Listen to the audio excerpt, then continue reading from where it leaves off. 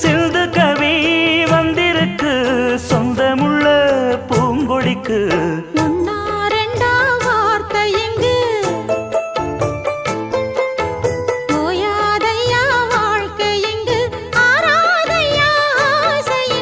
பாட்டுக்குள்ளே பாட்டிருக்கு